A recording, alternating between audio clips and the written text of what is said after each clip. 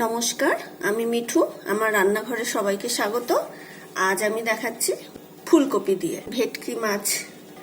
আমরা ভেটকি মাছেও কখনো পেঁয়াজ রসুন দিই না, জিরে আদা কাঁচা লঙ্কা বাটা দিয়েই করি, একটু লাস্টে গরম মশলা গুঁড়ো দিয়ে। তা আজ আমি ফুলকপি দিয়ে ভেটকি মাছটা কিভাবে করি আপনারা দেখতে থাকুন। এখানে আমি গাদা পেটি মিলিয়ে 5 পিস মাছ নিয়েছি। মাছটা আমি নুন হলুদ মাখিয়ে কিছুক্ষণ রেখে দিচ্ছি।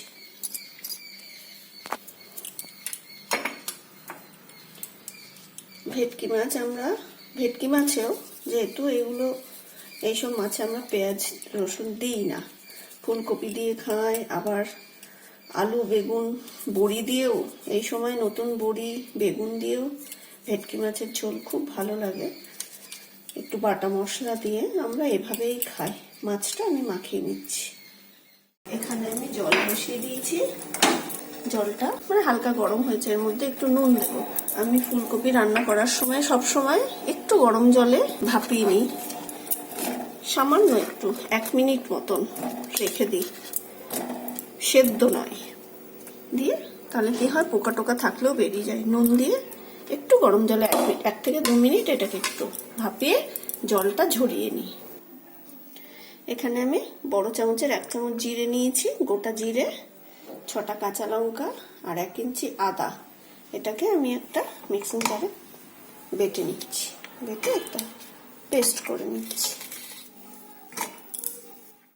যে জিরে আদা আর কাঁচা লঙ্কাটা আমি বেটে রেখেছি, এর মধ্যে পরিমাণ মতন আমি হলুদ আর নুন দিয়ে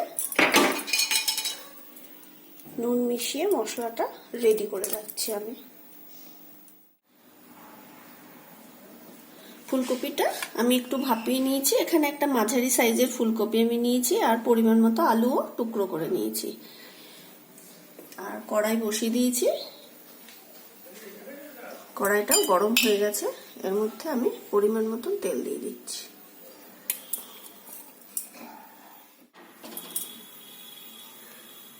তেলটা গরম হয়ে গেছে, এবার মাছগুলো আমি ছেড়ে দেব।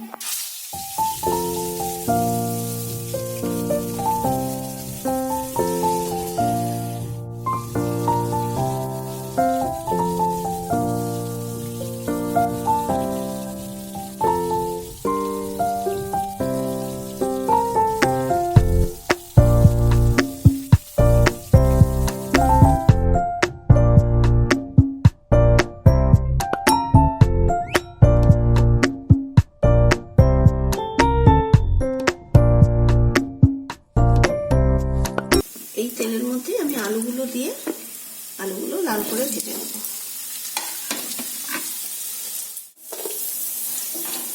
আলুগুলো লাল করে ভেজে নিয়েছি।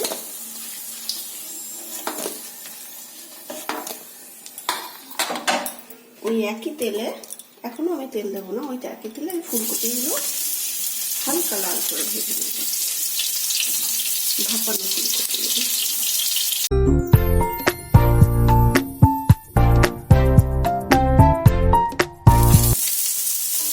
ফুলকপিটা লাল করে ভাজা হয়ে গেছে, এটাও নামিয়ে নিচ্ছি।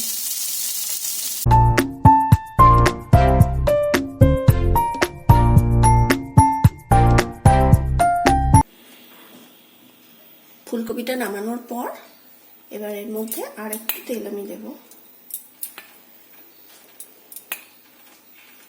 ব্যাস, আর দেব না, এইটাই হয়ে যাবে। তেলটা গরম হয়ে গেছে, এর মধ্যে আমি একটা এলাচ, একটা লবঙ্গ, একটু দারচিনির টুকরো নিয়েছি, একটু গোটা জিরে নিয়েছি আর একটা তেজপাতা নিয়েছি। এটা আমি ফোড়নে দিয়ে দেবো।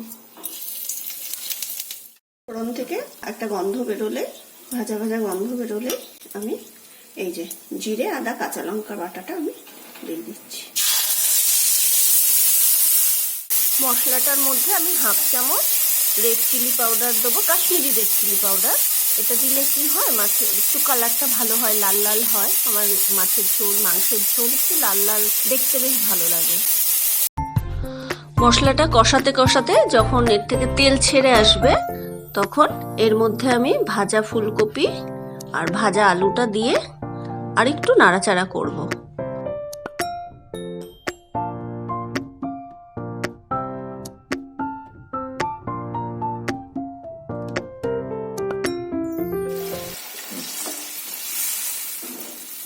জলটা দিয়ে এটাকে আমি ফুটতে দেবো। যতক্ষণ আলু আর কপি সেদ্ধ না হচ্ছে ততক্ষণ এটা ফুটুক, আমি ঢেকে রাখছি। আলুটা কপিটা প্রায় আধা সেদ্ধ হয়ে এসছে।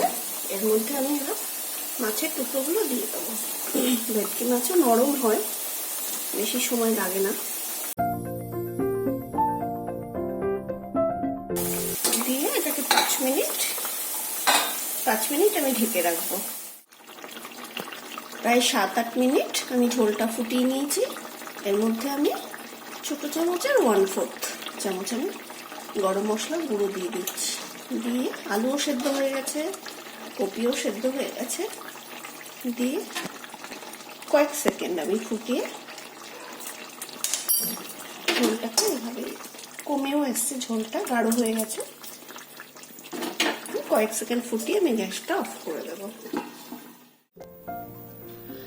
আমি বানিয়ে ফেললাম ফুলকপি দিয়ে ভেটকি মাছের ঝোল। এখন এই ঠান্ডার সময় নতুন ফুলকপি দিয়ে ভেটকি মাছের ঝোল আমাদের তো মানে খুবই প্রিয়। আপনারাও একবার বাড়িতে বানিয়ে দেখুন, পেঁয়াজ রসুন ছাড়ায়। আশা করি আপনাদেরও ভালো লাগবে। যদি আমার এই ভেটকি মাছের রান্না করার পদ্ধতিটা ভালো লাগে তাহলে প্লিজ আমার ভিডিওটা লাইক করবেন, শেয়ার করবেন এবং আমার চ্যানেলটা সাবস্ক্রাইব করবেন। সবাই ভালো থাকবেন, সুস্থ থাকবেন। নমস্কার।